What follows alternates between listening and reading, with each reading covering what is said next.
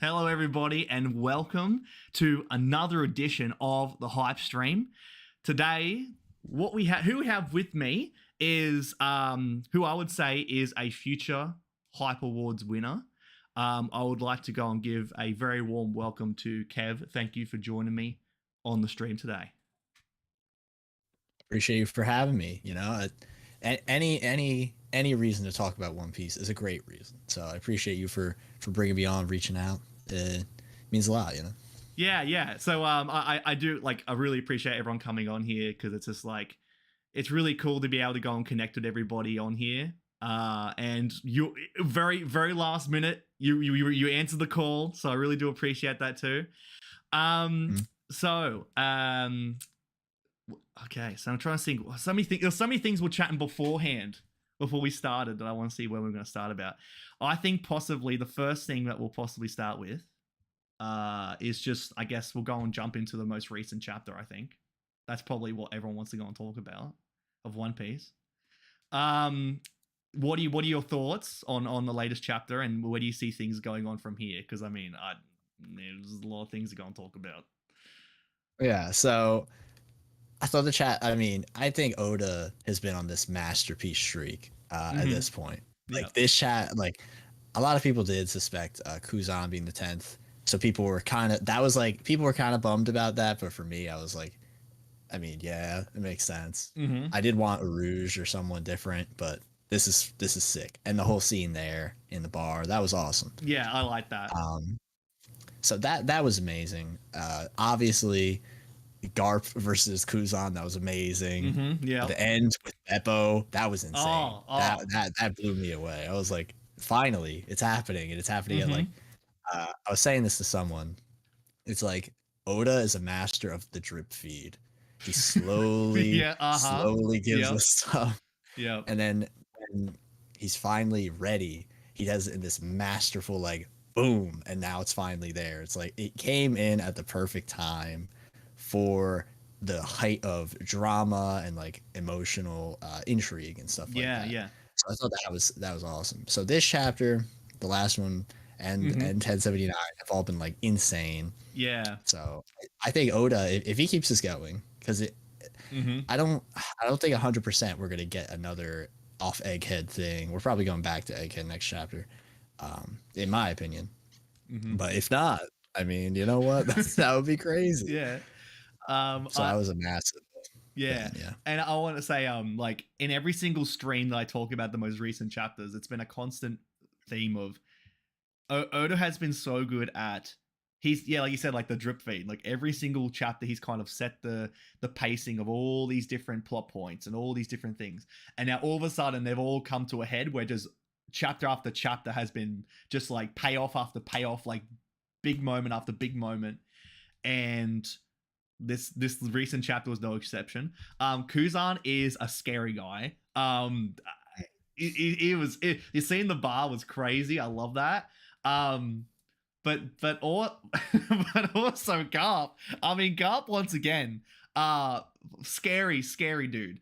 I don't know how much more disrespectful you can be when you grab someone's mouth and you just throw him through the ground. That's just so nasty. That's just very scary. But yeah, definitely Oda is and it's funny too, because in my head, oh my god, when you said, oh, the master of the drip feed, all I could think is, oh, you could say in some way he's the master of the drip, because all throughout the chapters of Egghead, the costumes have been fantastic. They've been looking great. Absolutely. Some of them are a bit weird, Some of them are a bit Oda has been really testing the waters of what kind of panels and what kind of angles he wants to go and draw, because there are a lot of angles in that. It's pretty full on. Yeah, pretty full on. I was gonna say there's a big meme, Jinbei's Tio Jinbei. I love stuff like that. It's just they look so ridiculous, but this entire place they're in looks so ridiculous. So I mean, why not? Yeah, that's right. It's all relative. I want to say thanks to everyone in the chat for joining us. Be sure to go and send any questions in the chat for me or Kev. That'd be great. And also, if you haven't liked the stream already, like the stream. Go over the Kev's channel. Like D-Stream. Like D-Stream. Go over the Kev's channel. Subscribe to the channel. It's all, support everybody. is there anything pressing on your mind at the moment that maybe you want to like kind of let the community know, let me know that needs to be heard? I guess, you know. Mm. So for me, I thought this is like my favorite moment of the chapter Mm-hmm. was the scene where Aokiji says, "Your former protege versus your new favorite. Can you kill one to save the other?" That was like Mm. peak melodrama in One Piece, and I was like, "This is the height. We've truly reached endgame." Uh-huh. That single line, I was like, "Oh my god!" Like stuff like that. It's just, I couldn't believe it. I couldn't believe what I was reading. Like, because that Yeah. actually, it sounded like fan fiction. It wasn't even just me like seeing it. It's Yeah. the lot, like that line. Like I Mm-hmm. had that line in my head for like a year plus. I was like, oh my god, imagine if Kuzan and Kobe ever had this class, and it happened. Like, so stuff like that is just really amazing, at least to me. Where it's like, this is real. This is really happening. You know, Yeah. stuff like that. Yeah. And then this is just me being suspect as always, but Okay.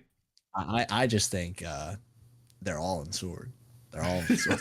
I think is they're this all in sword. is Like, this is this the whole everyone's a clone? Is this again? no, not a clone, not a clone. But I'm not everyone that forget about the crazy. clones. Like, Yeah, are the clones still out there? Is this distracting from the clones? That's what I want to know about. yeah. This is the thing. Is it the attack of the clones or the attack of the sword? You know, like which one is it gonna be?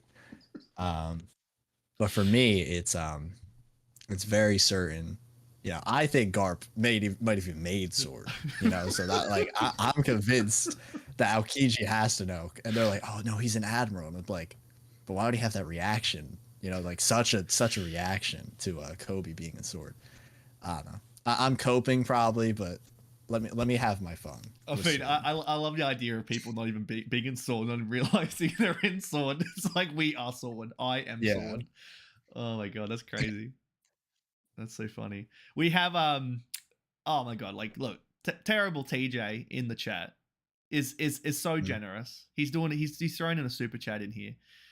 Kid sinks, Law floats, and Luffy stands on ground. mm, That's the interesting point. But also, this is something that I've been thinking about a little bit. Where in the moment we had the setup with Kid getting absolutely annihilated, right? Rest in pieces. Um, and then you have Law, who in the narrator, when the narrator box comes in and starts addressing the situation, you know shit's going down. And he said, you know, Law was soundly defeated, right? In the same vein as Kid. mm, And it's like, okay, how's this going to go with Luffy? On the surface, I immediately was like, okay, it's going to go along the same lines, and it means that all three of them are going to be utterly annihilated. And then also, it's super important because now we're getting into the end game stuff. It's super important to reestablish that there is stakes, there is danger, and to have something that they can, you know, like there's worthy adversaries. Like Luffy is jumped off Wano. He's fought against Lucci, looking slim and trim, looking great, and then all of a sudden he just one shots him, destroys him. He's laughing, having a great time. He needs a wake up call, I feel. But the difference between them three is that Luffy is a Yonko, and that, mm. you know, like each of the two, Law and Kid, were taken out by Yonko. So there's an interesting dynamic with the kind of situation happening right now that it can't just easily be like, oh, yep, it's going to happen to all of them because Luffy is a Yonko. Do you feel that it's going to fall down that kind of same pathway, or do you think that Luffy is going to stand tall amongst the three of them? That's really interesting. Mm. I love that you, especially the fact you brought up that Shanks and Blackbeard, you know, two of the Yonko are the ones who defeated Kid and Law. Yeah. That was great. Mm. That was really great. Mm.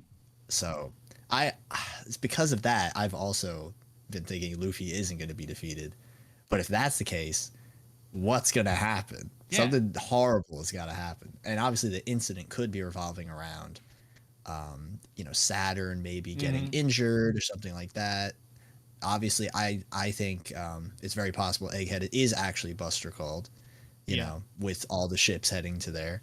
But you know, the Straw Hats escape. My agenda for that, you know, if we're speaking of like what's gonna happen, people have been thinking, oh, Bonnie could help Luffy and all them escape, sort of like how Kuma did on Sabaody, which I love. I love that idea a lot. I really Yeah. do. But with Elbaf likely being the next arc, I've been thinking, how are we going to tie in Elbaf to this right now? Mm-hmm. And then I was also thinking, okay, we've already seen the Revs. Your cat is adorable.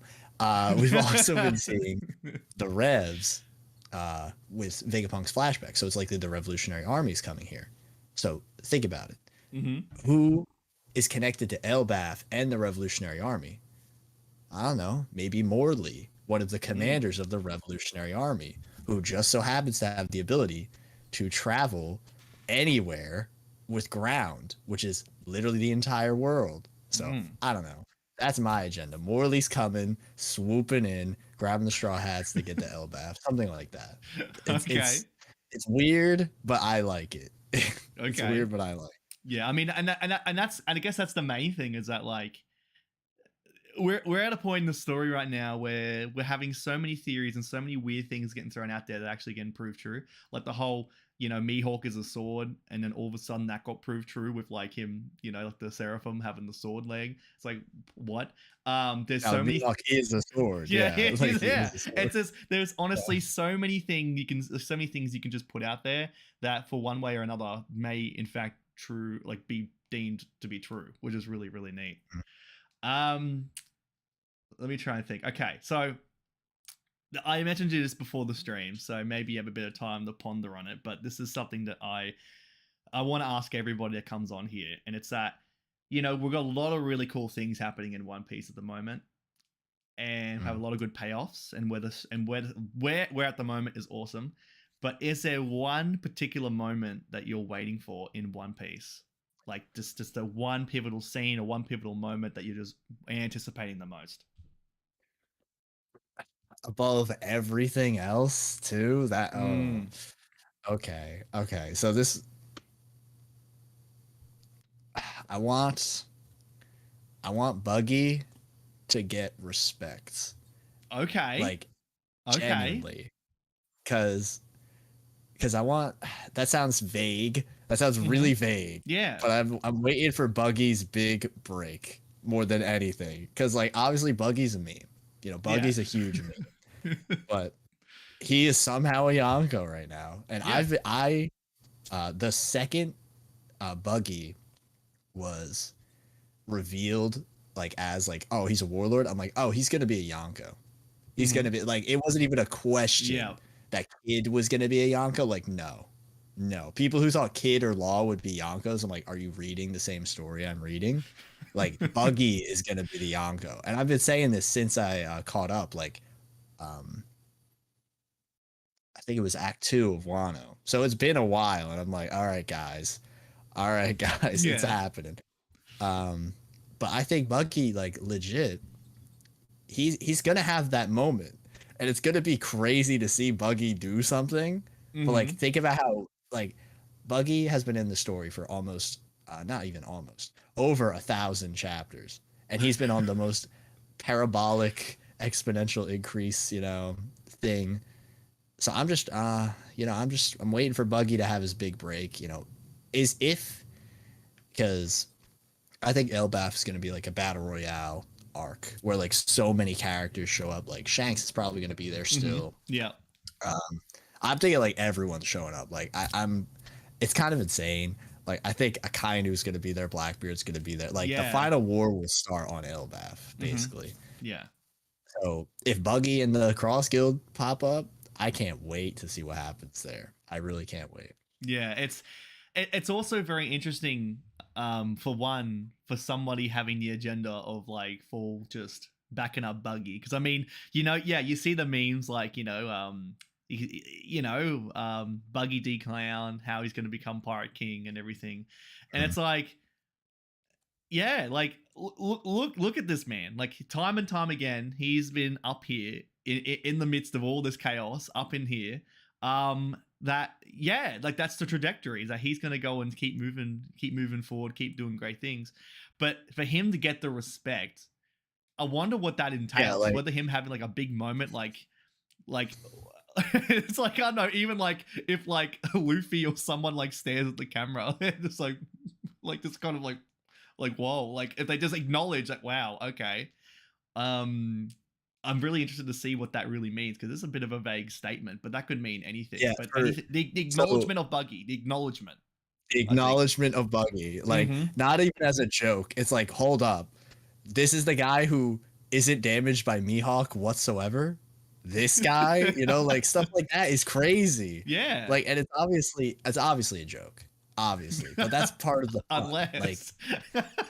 because like for example, Usopp is one of my favorite characters Oh in the yeah. whole series, Oh yeah. and he's a huge joke. He's a Yeah. huge joke, but he gets respect. You know what I mean? Like God Usopp, he's a god for a reason. He did stuff, Yeah. and like him having his observation moment in Dressrosa, I was like, Oh oh yeah. my god, it's time. Yeah. Like stuff like that is awesome, and so that's another like Elbaf like big hope. This is Usopp's big break. He's gonna do something insane. David versus Goliath vibes are gonna be at 100% there. Maybe he'll even defeat a giant. That would be crazy. But yeah, like stuff like that. Like giving these characters who are jokes like the moments that are like they deserve the respect. Yeah. And Usopp already has like tons of those, obviously. Yeah. Stuff like that in general. Yeah, I think that's so important where if you really kind of like step back and look at the whole cast of characters at the moment, it's like, well, here's Usopp, and like he's in the end stages of the story. Like he's a part of a Yonko crew. Like, that's insane. That's really, really cool. Like he's up there. He's a part of this. And so when you have all these characters in these end stages of the story, you want to have these big breaks, these big payoffs for them because they're rightfully deserved to be there.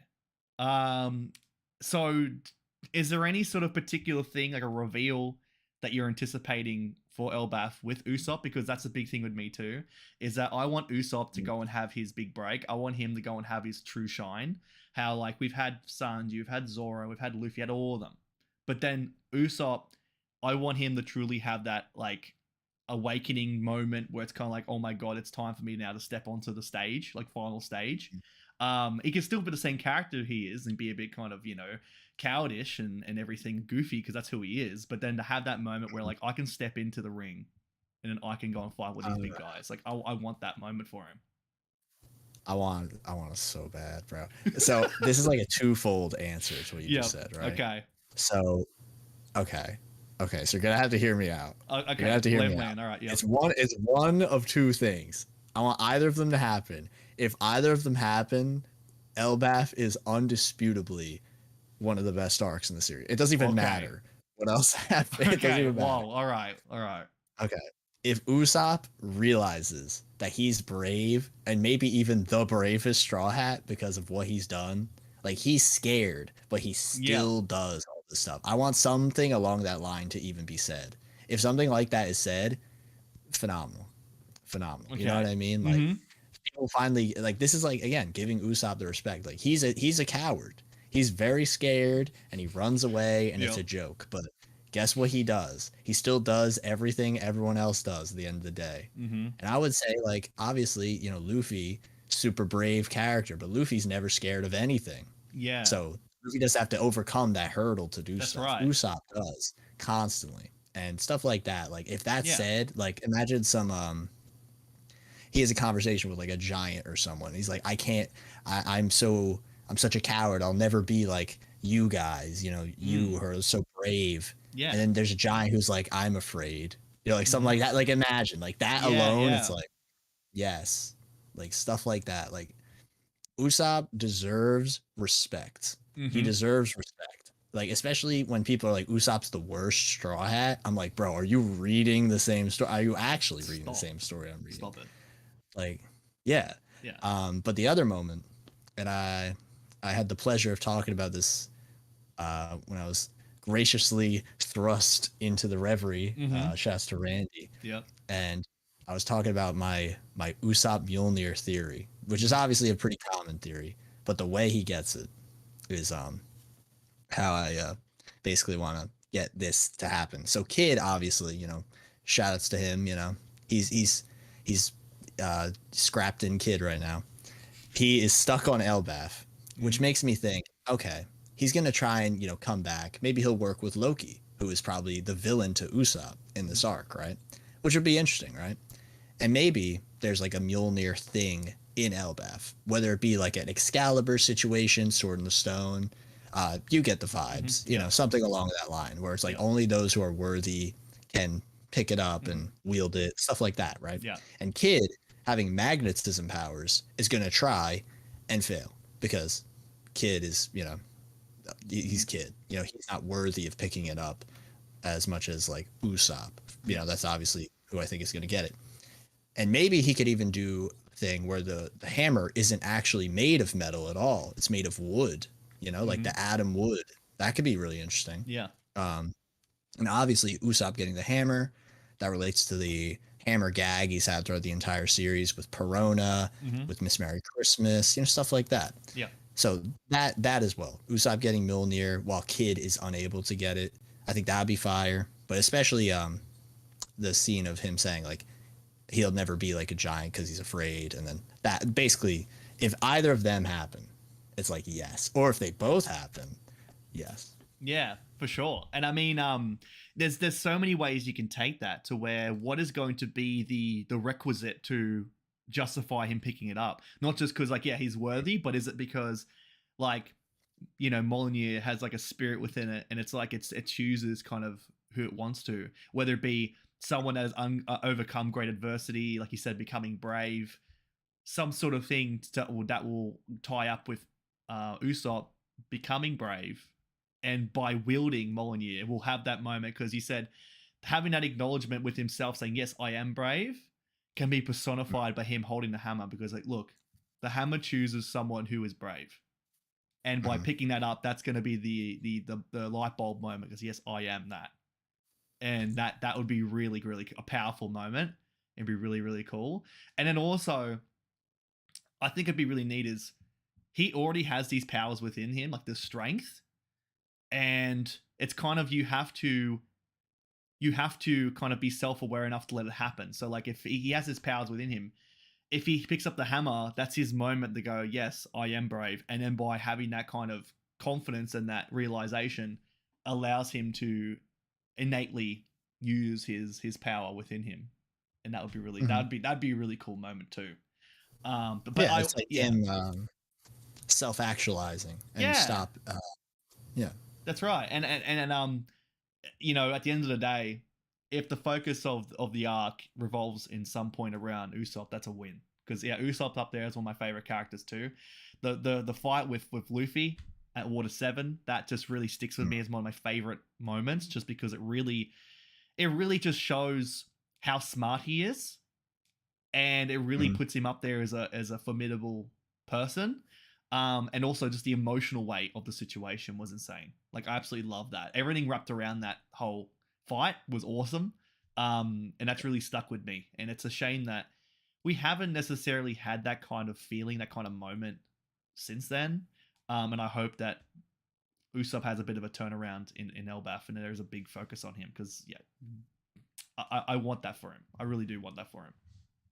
Yeah, I agree. I feel like lots of people think like Usopp has been quote unquote like bad, useless post time skip, and I'm like, Dressrosa is probably one of his best arcs. Like, sure, you can say he didn't do much in Wano, which I do agree with, because I assumed Usopp. You remember at the beginning of Wano where he's like a medicine man, total salesman. It's like all con man stuff. I genuinely thought if the smile fruit was cured in Wano, that thing would have been the cure. That toad oil stuff. Like that would have actually been what Chopper needed to find the cure to the smile fruit. And you know, we might get a Wano cover story. That might actually come into play still. I'm still kind of hopeful about that, unironically. So I'm excited for that. I'm excited. Yeah. Sorry, just to kind of dial it back a little bit.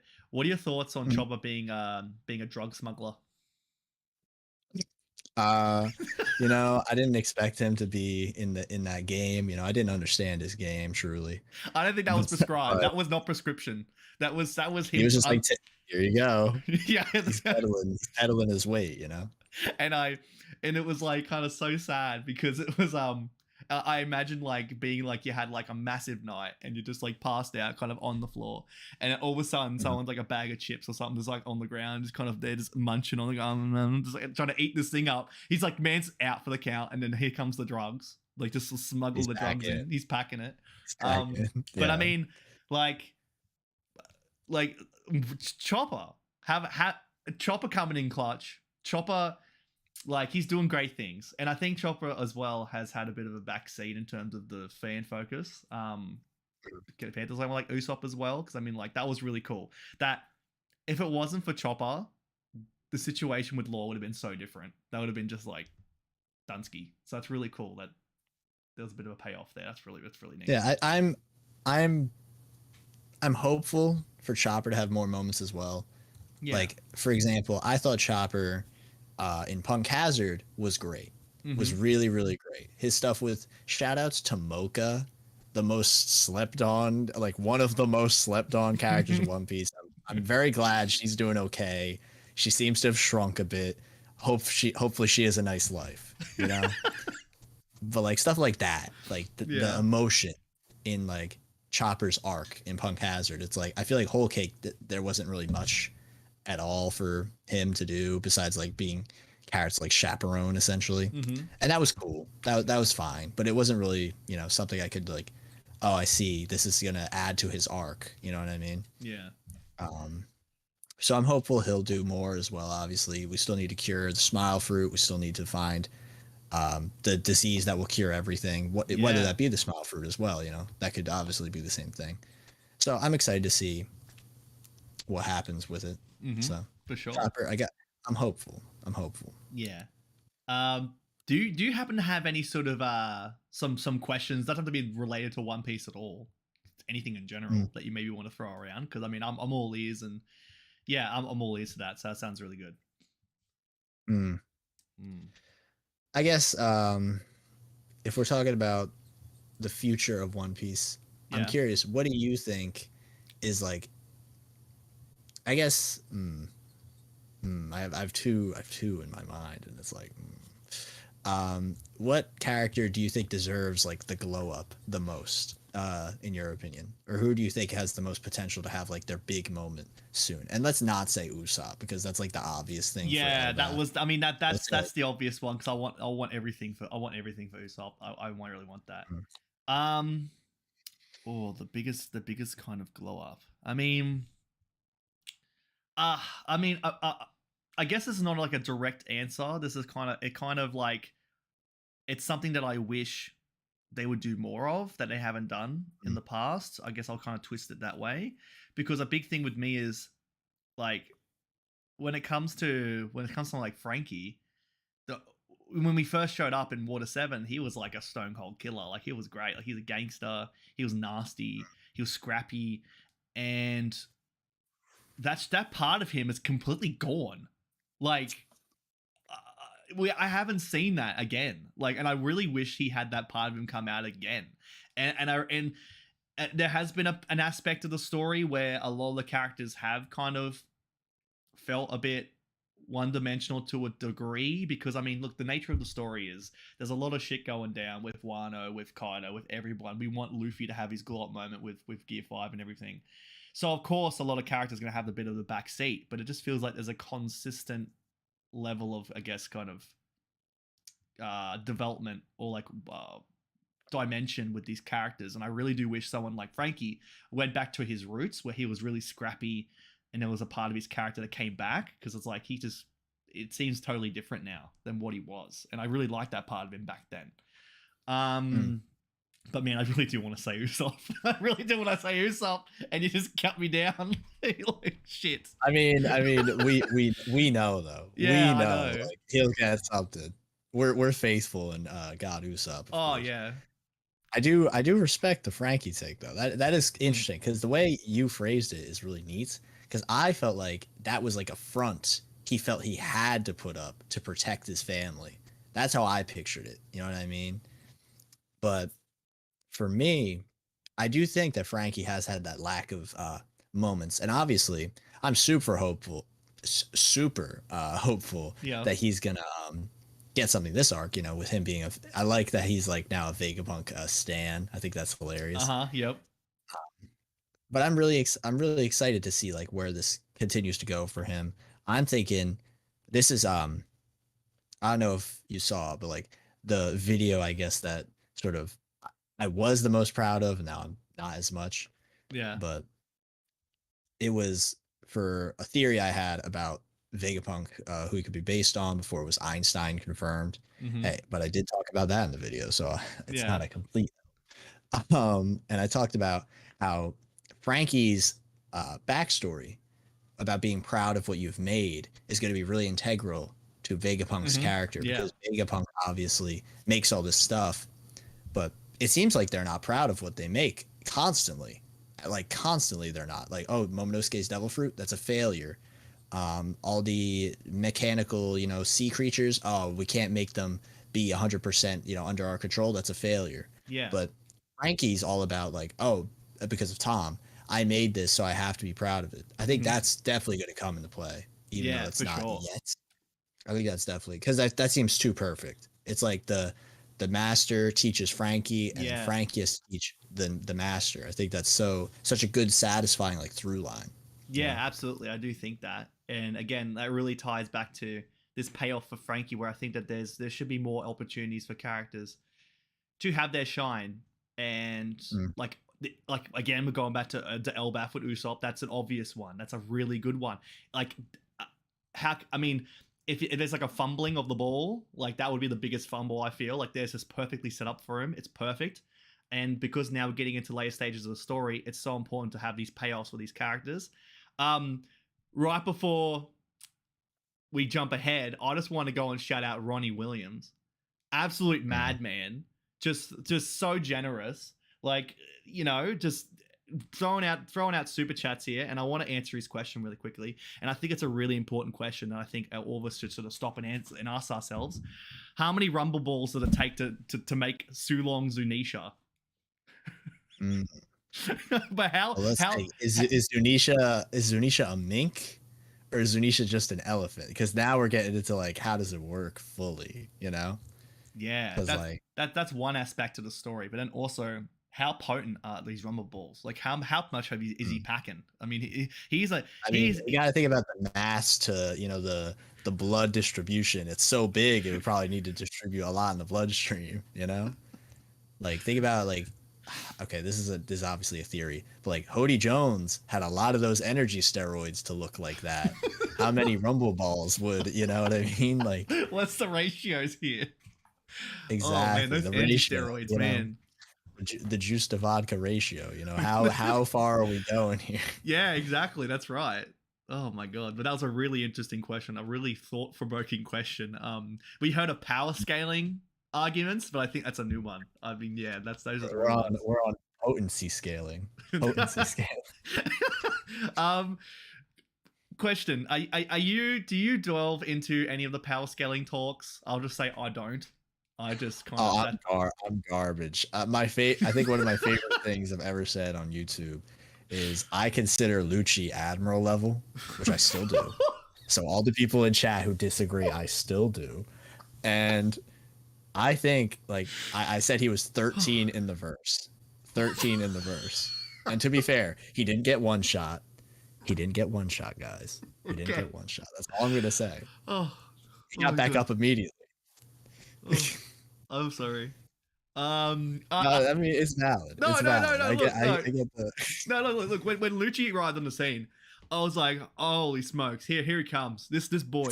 It's time! This is it!" And look, it's become a bit of dialogue with me, a bit of a description. Every time I see someone that's looking so fantastic, they're looking slim and trim, eating them lean cuisines. They're looking great, and he was looking like he was great. He got really lean in his Awaken form too. He was really lean. He was ready. And then he got put to sleep. Like, what? Yeah, he got slapped around. He didn't get one shot though. No. He didn't get one shot. That was frustrating. The fact people were saying one of the main antagonists, one of the not just one of them, one of the best main antagonists is going to get one shot. That's like saying like, oh yeah, Crocodile's gonna get one shot.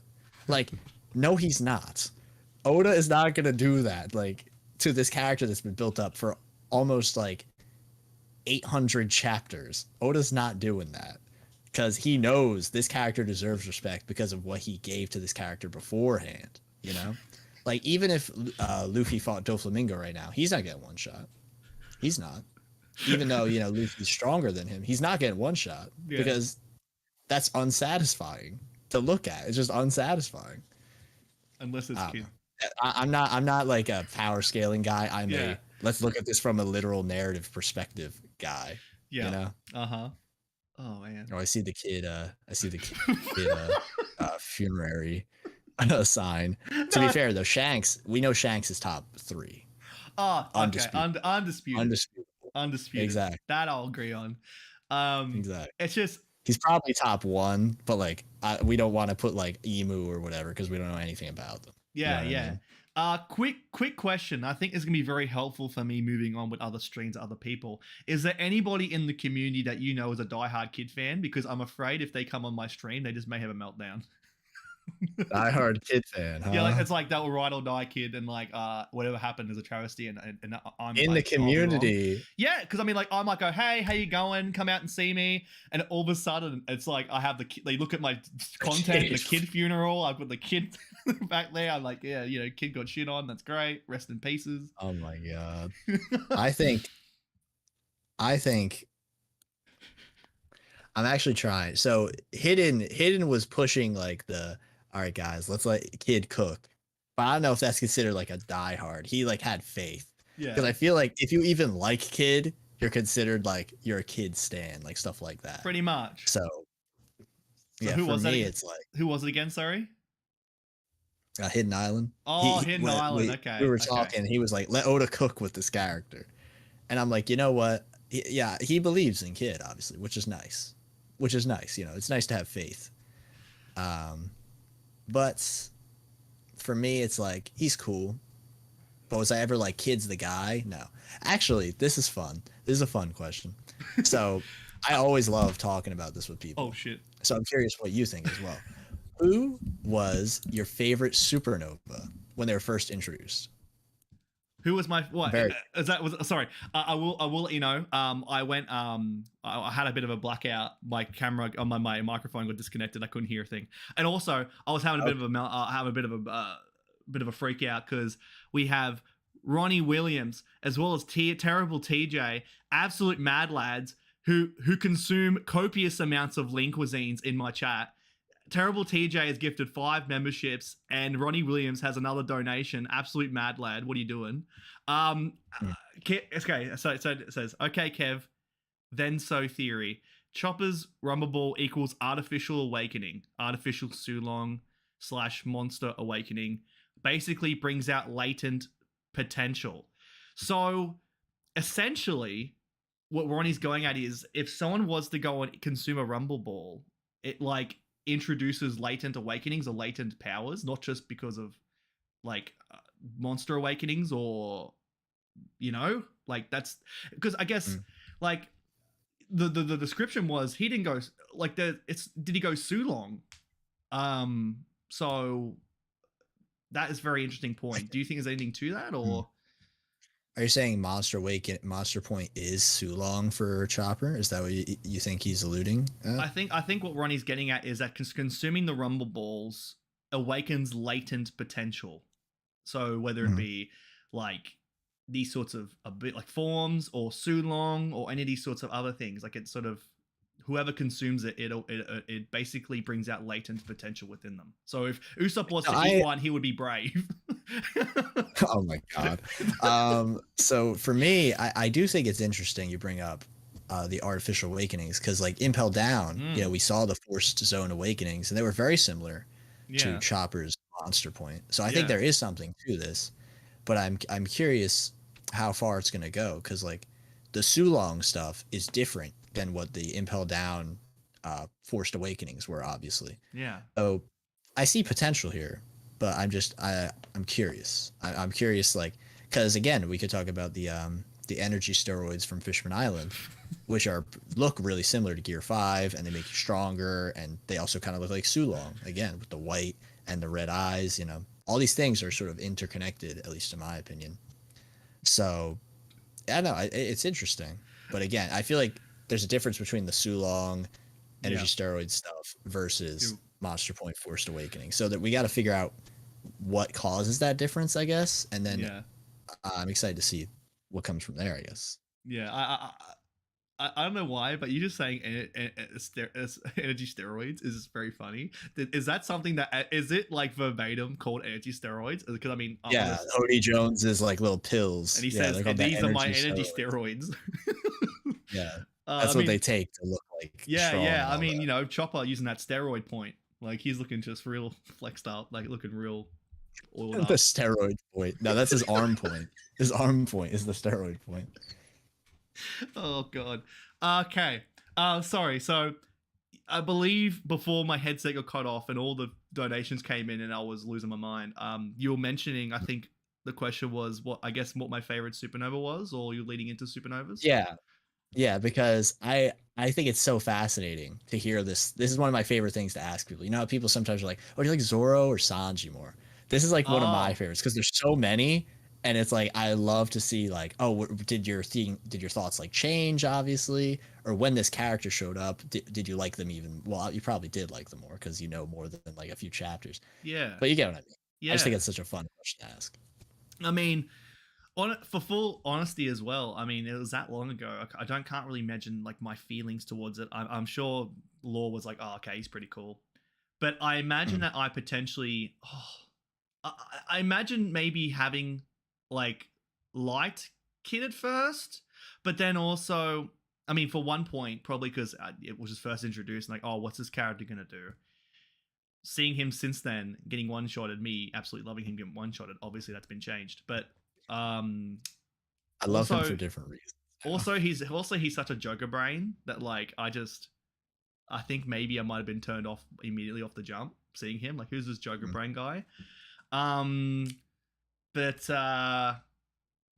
yeah, I think it seems like an easy answer, but I mean I think I would like the Law the most. And also on your point before asking Zoro or Sanji, I am all Zoro. I mean, I love me some Sanji. He's a great guy. He's a cock king, but he's definitely a cock king. He's a cock king. Yeah. I like out of context. This would be great. Yeah, King of Cock. It's great. But I'm all on Zoro. Like Zoro is great. I'm all for Zoro. For me, I was a Sanji guy, but as the story has gone on, I've started to like Zoro more than Sanji. But I'm not like a diehard for either of them. Yeah. Like for me, I'm a Usopp guy. I'm a Luffy guy. Like yeah. Like this might be toxic, but like for me, Zoro and Sanji aren't even in the upper half of the Straw Hats for me. They're in the bottom half. Whoa. Like they're cool. They're cool, but like they're not that guy. Who's in the upper half? Who's below Luffy then? Usopp's number 2 because he's the goat. Usopp's number 2, and then we got Robin, who I love. Oh yeah, love Robin. Love him. She is the reason I watched the show after I Want to Live. I'm like, okay, I need to watch this now. I can't just read through this like hundreds of chapters a day. I'm like, I need to absorb this. I need to have this obsess my life. Take over my life. The number 4 is Jinbei, the goat from day one. Literally the goat from day one. Second he came out, I'm like, he's him. Yeah, he's him. Yep, for sure. And then number 5 is Nami, because Nami is slept on. Nami is amazing. Oh yeah. And I hate when people say like, "Oh, you like Nami because she's hot," right? Like, no, I like Nami because she's a great character constantly. And then probably Zoro, Sanji, and then Chopper's last, and then probably at least Brooke and Frankie can go either way as well. Yeah, Brooke and Frankie. I probably like Frankie more than Brooke because of Water 7 bias. I agree. Yeah.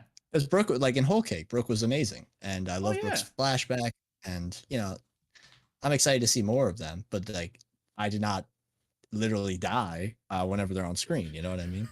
Yeah. Real quick before before we continue, shout out to Alexander in the chat. Nami for mommy, peak theory, bro. I need Nami to adopt Tama. I need that to happen. Did you Like say that is one of the best One Piece theories ever. Nami for Nami mommy? adopting kids. Nami adopting kids is something that needs to happen in the story. I need that. I That is love like a that. I perfect love I Oda love that. full circle thing. I love how it's a Yeah, theory that it just doesn't impact power or anything. It's just like this is where the exactly. character should develop to. This is where the payoff for this character should It's go like to. That's really cool. everything with her post time skip has been caring about kids. Literally Yeah, everything. Like it's perfect. that's great. That's really cool. Yeah. Also on that, you made a really interesting point putting like Robin so high on your list Mm. because I've made such a point time and time again recently to where there's been such a focus on Robin. Like we got to capture Robin, we got to take Robin. Robin's such a danger to everybody that Mm. to the point of Lucci further emphasizing again, saying capture Robin. Like that was the Yeah. order. That was awesome when that happened. I was like, Yeah, yes. and I'm like, Still on this. and for me, that is one of the. If you were to ask me, what's one of the moments I'm looking forward to? There's two main moments. One of them is for Dragon to appear. That's my number one. I want Dragon to appear, and for the moment for it to happen, it's gonna be so Do impactful. something. Yeah, and then number That would two be cool. is to have this payoff with Robin because like, and the payoff for me is the fact that they're gonna go and try to actually take Robin or take Robin out because you've been talking this entire time saying capture Robin, get Robin. That I feel that a lot of people haven't really thought that this is where it's going. And as a storyteller, it's so important. If you're going to really double down on again reestablishing Capture Robin, there's going to be a payoff. And so it's going to be in a big way, whether it be right now in Egghead that there's some sort of thing that happens with Robin with Saturn or something, where there's going to be a big payoff for Robin. And I mean, I don't want it to turn into a Robin kind of Annie's Lobby 2.0 getting captured again, but just the action of trying to take Robin out or trying to get her is going to be a huge payoff for me because I want them to follow through with that. That's one of the main things I want to get. Mm. Yeah. I was thinking that could possibly be the Egghead incident for a while. Yeah. But for me, I feel like, especially when Kaido and Big Mom talked about it as well, like, oh, we're going to get Robin, we're going to get Bluton. Like, that was sick. When they talked about Nico Robin on the rooftop, that was awesome. I thoroughly enjoyed that as well. Yeah. But yeah, like she's so important to the not just the story itself, but like the world itself. So many people know about her and how important she is, which is awesome. Yeah. And it makes, at least in my opinion, it makes me not realize, but like it validates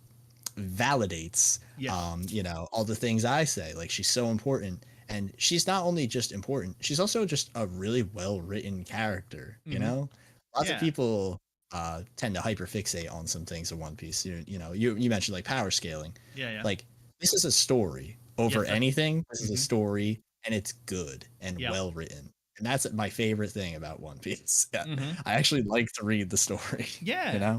And there is so much dimension to Robin. Meanwhile, you say, "Oh my god, you love Nami because just because she looks hot," and it's like, well, there's some really nice aspects to Nami's character as well. She has a lot of substance, but oh my god, she's really well written. Again, like she's one of those characters. Like without Nami, the crew wouldn't be a thing. Luffy probably would have gotten eaten by that bird in like chapter like 7 or something. Like Nami is like the thing that brings Zoro and Luffy down to reality. She's very important in like that type of stuff. She's that character, but she also has her own, like, at the same time, she has her own gags with like the money and stuff, which is also like a really tragic gag because we know exactly where that came from as well. That's what makes that gag work, in my opinion. Sanji's gag sucks, but Nami's gag is awesome. Yeah. I'm not gonna delve into that kind of. Yeah, Sanji. exactly. Yeah, I agree with you. There's like moments with Sanji's like, come on now. Meanwhile, Zoro getting lost, that's funny. That's really funny. That's a funny gag. Meanwhile, Sanji like perving left and right, and like, I don't know. There's many things with Sanji that's a bit. Oh, he goes too far sometimes. But like overall, the gag is solid at best. solid at best, but it could get really, really bad. Really, like, am I ever cracking up whenever Sanji says something? No. Yeah. Should It's I just like, classic Sanji, you know? should I ask you a question that may trigger a lot of people in terms of you how you answer it? Sure. Sure. All right, first character that pops in your head that's mid. That's mid. I don't have an answer, but I thought it'd be funny just to hear. No. Oh, I gotta think who's mid.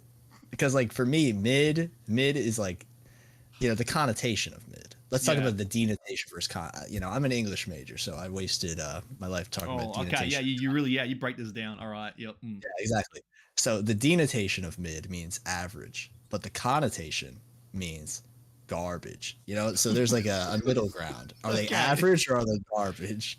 And I take it as the connotation, as garbage. You know, there's a reason people call Kid mid because of the rhyme, but Kid is not garbage in my opinion. Kid's he's cool. Yeah. You know, he's a solid B. Do I care about Kid like more than other characters? Of course I do. Of course I do. You know. Yeah. Mid. If we're thinking mid, we got to think about like someone who no one cares about. And for me, I think about like most of the Doflamingo family is mid. I think most of the Doflamingo family is mid. Like Diamante. Do I care about Diamante? No, I don't. I care about Kiros. I don't give a shit about Diamante. Or like, you're telling me, were you invested in the Mock Vice fight? I don't remember that fight. Exactly. Shit. Wow. Yeah, like they are not it. They are not it. Wow. Don't get me wrong. You got Senor Pink, phenomenal character. Phenomenal. You got Baby Five. Yeah. Phenomenal character. You know, like there are good ones, you know, but then for the most part, it's like a diamond in the rough. You know? Yeah. A lot of rough, but there are diamonds in there. What are you random one out there? What are your opinions on Smoothie? Smoothie, so Smoothie's cool. Like she fulfills a role, but I want her to do something. You know what I mean? Like her being like this threat, that's cool. But like, when will you do something? And I'm thinking, you know, lots of people speculate Big Mom and Kaido are still alive. I think so as well. Also, real quick, I see in the chat, Lao G is not mid. Lao G is awesome. So he's not. Glad you addressed that. He's awesome. He's awesome. I'm glad you addressed that.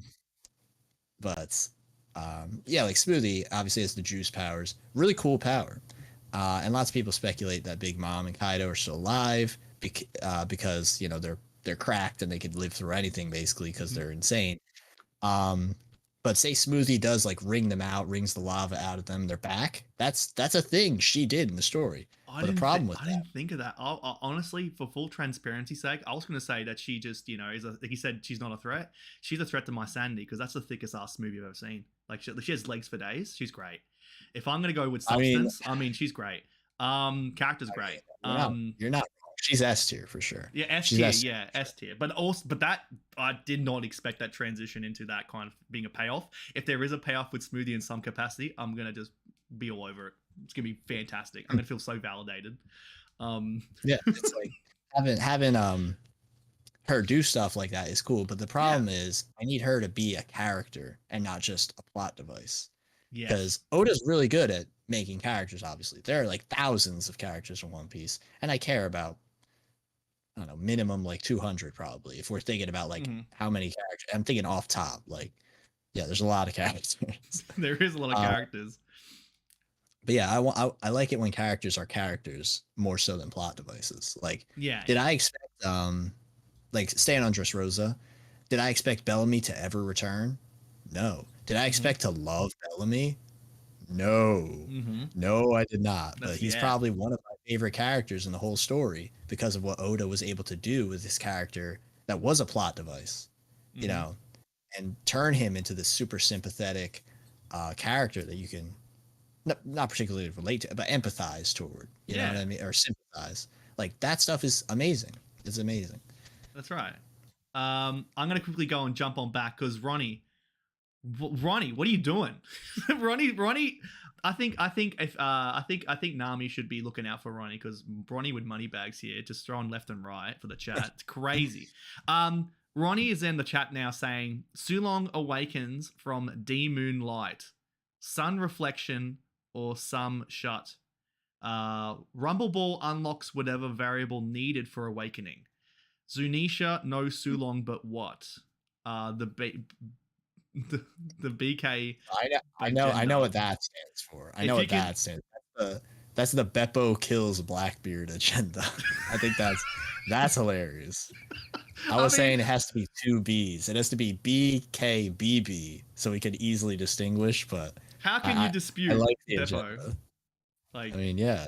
I mean, and Beppo, he's all white, Blackbeard's all black, just like Gear 5. You know, the white versus black. That sounds crazy, but you know what I mean? Like the monochrome.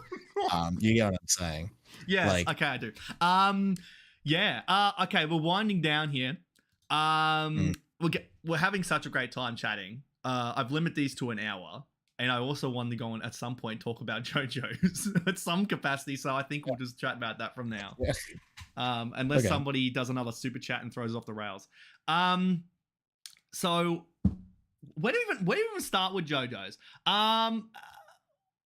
Okay, so you have made a decision to make your channel about JoJo's and One Piece, which is very fascinating to me, and it's also very admirable because I mentioned before the start of the stream, when I was started making my content for the channel, I wanted to do videos on JoJo's, One Piece, Berserk, Chainsaw Man, anything pretty much that was really exciting and hype worthy. But I just got really overwhelmed. And so here you are out here doing videos on JoJo's, doing videos on One Piece. Is there a decision why you decided to go ahead with the both series? And how has it been for you to go and read both series? So for me, what I really want to do with my channel, at least right now, is just talk about whatever I'm actually genuinely interested in. Yep. Because if I'm not talking about something I don't care about, why bother? Firstly, not that I will never not care about JoJo or One Piece, because these things have corrupted my brain to the core. You know. Yeah. But basically, I just want to like encourage people, like, if you want to talk about something you care about, you should just talk about it. Because sure. did I expect, for example, like, how many people are in here right now?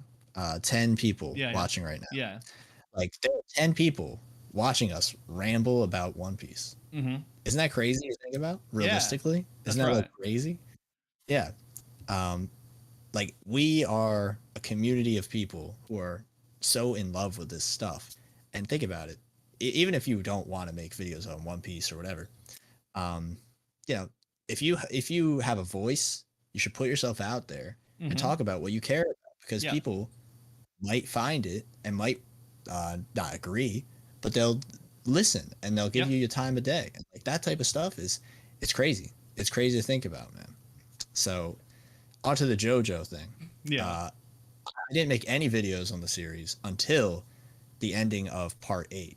Okay. Which I was reading at that point for like 5 years straight. Yeah. So I was like a really diehard like fan of JoJo, because I was caught up for such a long time, and I was like, I want to talk about this. You know, I did One Piece videos the whole time up till then, but I'm like, you know what? This is something I really care about, so I'm going to talk about it. Yep. And that video did relatively well. It got like 1,000 views at the time. And I'm like, you know what? That's pretty crazy. But what the other video I did, which was slandering the shit out of the villain of the part, that did crazy. That got like 30,000 views, and I was like, "Whoa, it's like, hold on." Yeah. It's like, okay, and I literally recorded that like basically the night the chapter came out, and I was like, "This villain is garbage," and that's my opinion. I said this before the stream started, but guys, if you read it, don't take my opinion as word. Because guess what? Everyone can have their own opinion. That's right. You know, there are people who thought ZKK would happen. It didn't happen, so they hate Wano. But guess what? I didn't think it was gonna happen, and now I like Wano. You know, it's like, it seems like there's different mindsets people could be in when reading. So take it with a grain of salt, but you can still listen to the opinion. That's right. And see where people are coming from.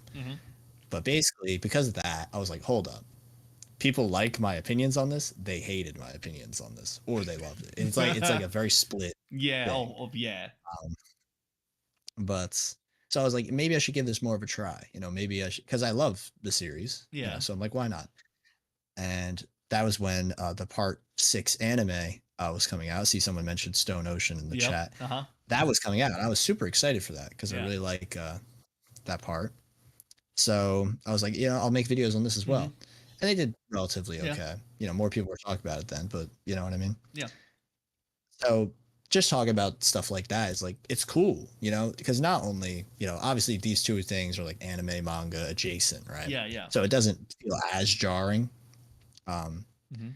but there's still other stuff, that I like to talk about that isn't even that. And I basically try to push the agenda, not in like a negative way, but no, literally like, guys, watch this stuff. Uh-huh. Literally Yeah. watch this stuff, experience this stuff. Like, Mm-hmm.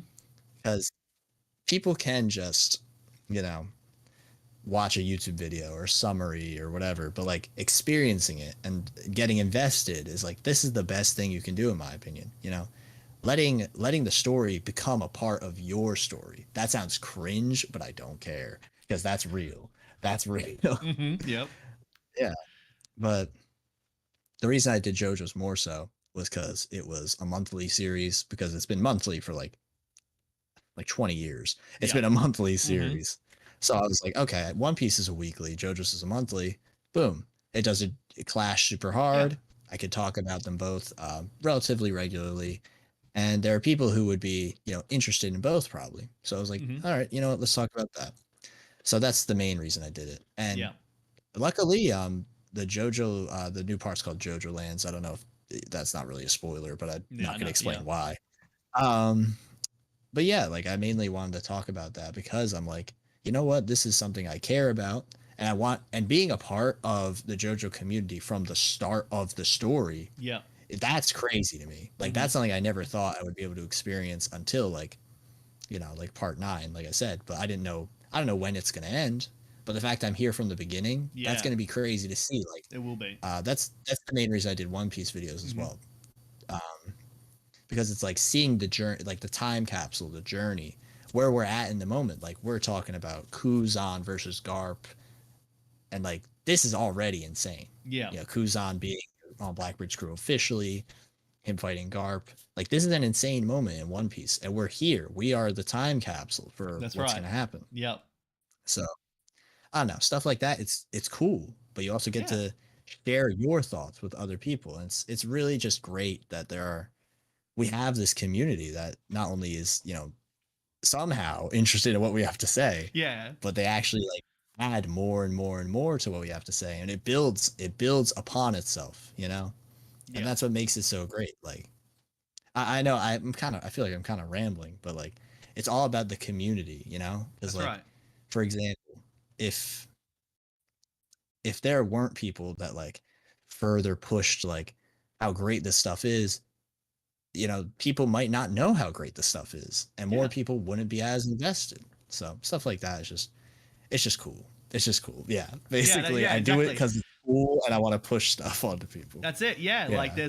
that's a big thing I advocate for as well, is that with all these crazy theories and everything happening right now where, like Mihawk is a sword, and all of a sudden it came out with that. It's like, you can, any single thought that you have in terms of the story, whether it be like the theories you have or the thoughts you want to put across your own agenda, one way or another, there is some validity to what you're saying, and that matters. And then also, they're going to be people out here that want to hear what you have to say and that will appreciate it and will resonate with.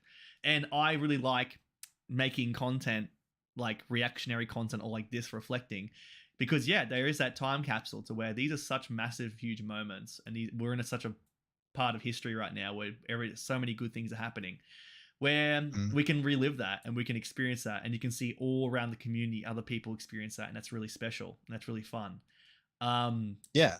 yeah, that's a big thing for me and why I enjoy making content. It's and it also, it adds Like, on to that the community too, that just, they're so supportive, they want to be here to go and chat with us, they want to, 10 people here want to go and hang out with us and hear what we have to go and say. It's really, really cool. yeah, like imagine like something like I've started to realize, like if someone like genuinely just like seems chill, and then they like like a series you like, that is like the ultimate bridge. You don't Mm-hmm. need to know the person. You Yeah, don't really need to like know where they came from or anything about them. It's just like, oh, you like that too? And there's some bond there, like immediately. that's right. And obviously, like that's why so many people like um this is obviously a weird analogy right here. But like think about like Marvel. Marvel's like probably the biggest thing in the world right now, or like Mm-hmm. Star Wars or something like that. Yeah, yeah, How many people are like so obsessed with this stuff? And like for example, they go to like Disney weddings and stuff like that. Like these things become yeah. a part of you Uh-huh. and they become a part of a community. And it's really just cool to see it, not just grow, but you are, a part of not just the community, but someone's way of having the story be told. Like, could I imagine reading One Piece and not knowing, oh, the raid's gonna fail? Could I imagine that? No, because Mm-hmm. that is such an ingrained part of my One Piece experience because that was such a big theory at the time. Yeah. And it's really interesting to see how things change, how things stay the same, just stuff like that. It's just, I don't know. I feel like I'm getting a bit like deep.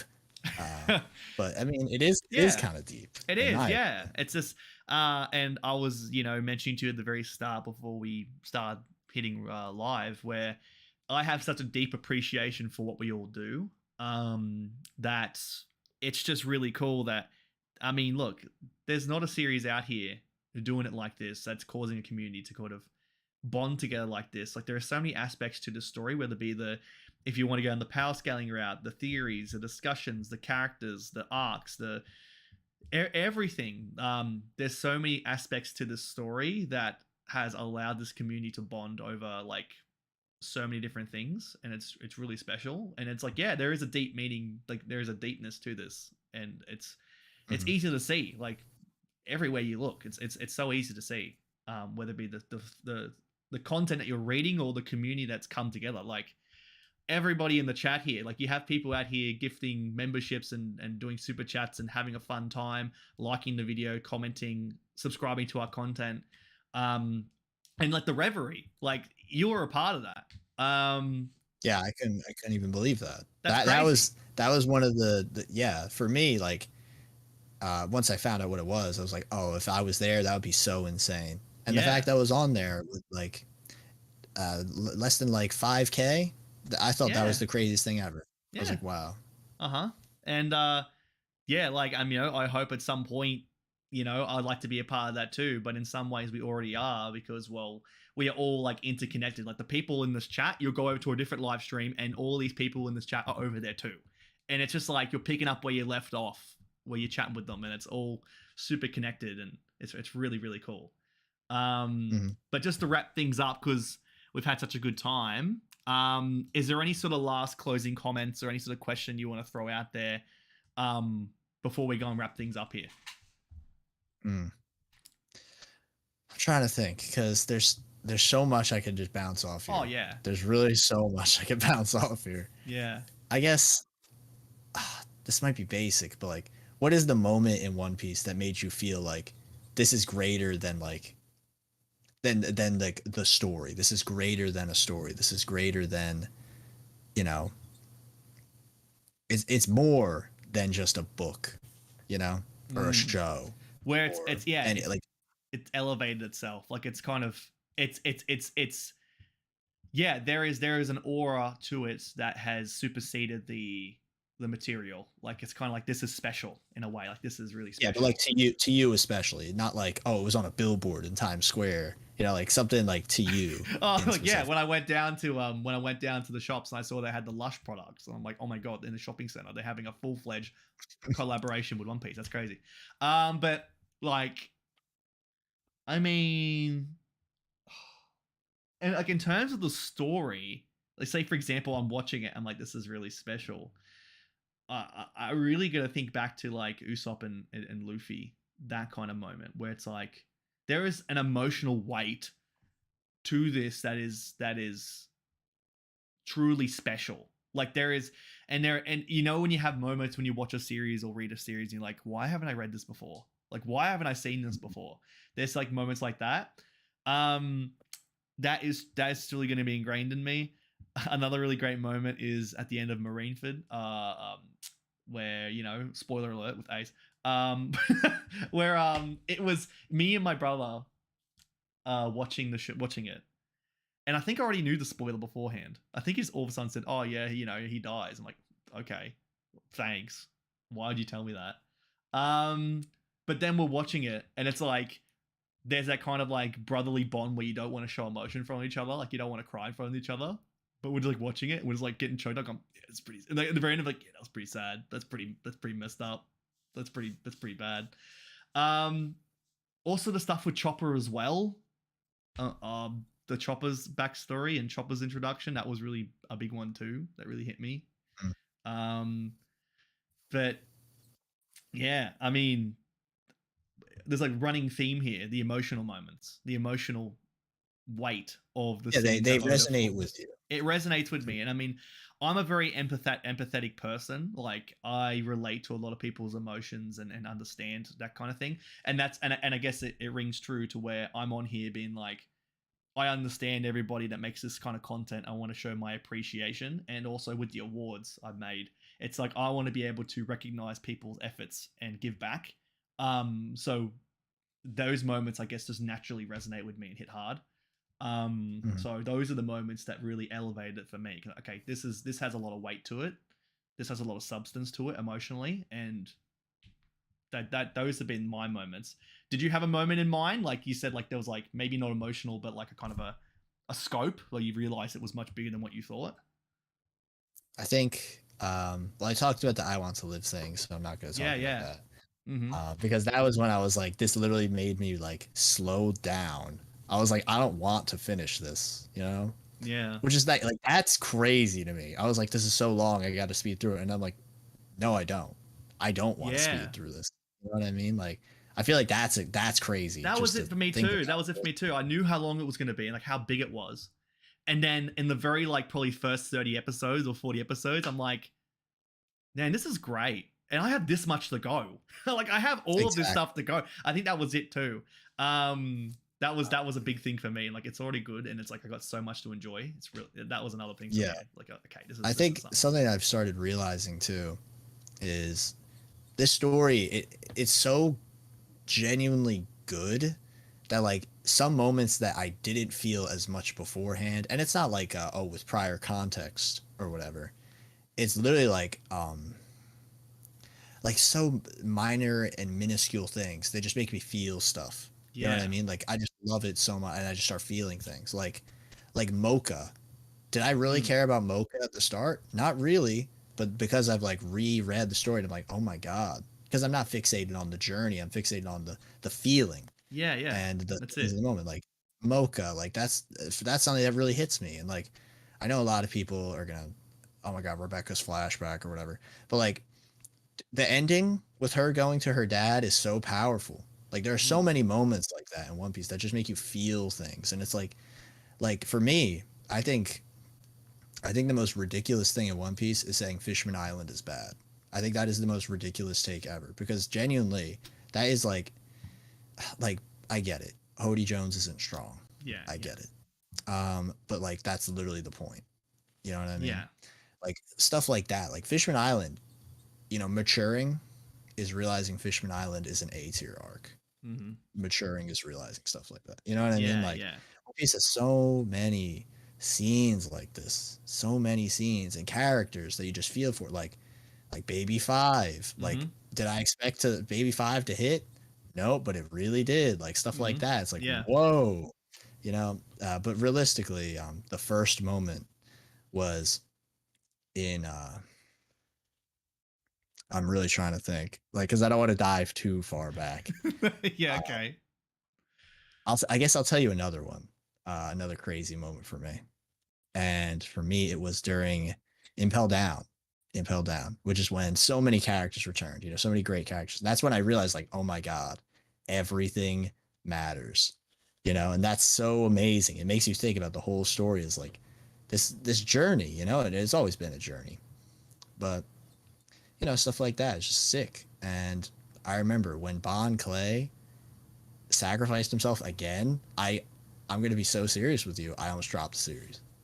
I almost Really? dropped one. I'm so serious. I was so What? distraught. I was like Really? From sobbing, crying. I was like, I almost dropped series. you I were was like, I brought can't. to that much emotion, you're like, I'm done with this. I can't deal with this much. At least right now. I literally, because my friend was like, next episode, right? And I'm like, bro, bro, are Wow. you kidding me? Are you kidding me? Wow. 'Cause I was like, he's joined the crew. He's joined. I was so sold. I was like, he's joined the crew. And like, I knew about the Straw Hats, but all the ones I knew about were already in the crew. And I'm like, oh, he's in the crew. And like that hurts so bad, man, so bad. Like, Wow. mm, That's yeah, that's insane. That's really insane. That like, yeah, you were that distraught. You're like, man, I'm done with this. I gotta kind yeah. of drop I it was all. because I was like, he is the beacon of hope. Yeah, and I was like, he's gone. My Yeah, God, wow, that's love, crazy. he's top 10. He's probably top Oh 5 yeah, for me. like Yeah, talk about dimension with characters. Like wow, he's incredible. Oh holy smokes! Right before we jump on out, Ronnie Williams, absolute madman. Again, he doesn't want us to leave. He's having such a great time. He sent one last Rumble Ball super chat. Someone said Chopper said it taps into his devil fruit wavelengths, basically making resonates with the user. Sulong is Mink's devil fruit awakening then, right? Then someone also asks, can Lucci, Kaku, then Rumble Ball awakening? So like we said on the previous point, can just like Lucci and Kaku eat a Rumble Ball and then just like have an awakening. But yeah, I mean these I need to know how Chopper is making his sauce. How the sauce is made.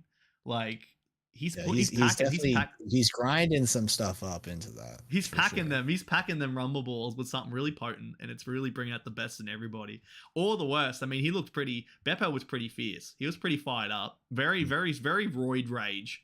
Um, Definitely. oh man, but I just want to wrap it up by saying just incredible thanks to you, Kev, for jumping on again so last minute. But I really do appreciate you jumping on here. Um, Ronnie needs someone needs to check in on Ronnie's bank account because I think he just I don't know he's just throwing it left and right.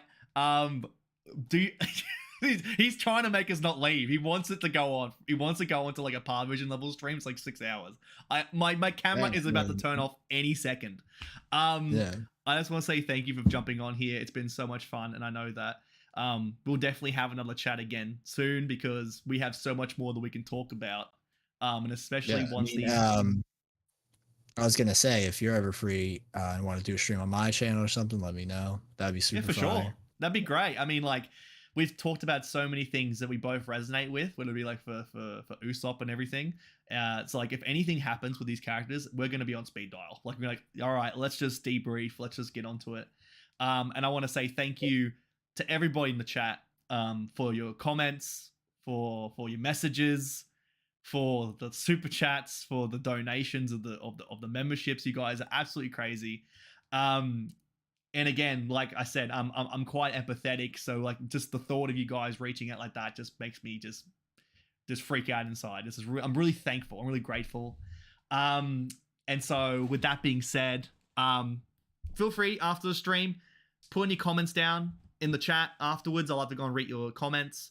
Like the video, subscribe if you haven't. Hop over to Kev's channel, subscribe for more of his content, and I'm sure that at some point in time I'll hop onto his stream as well and we'll have a good chat just like we did today.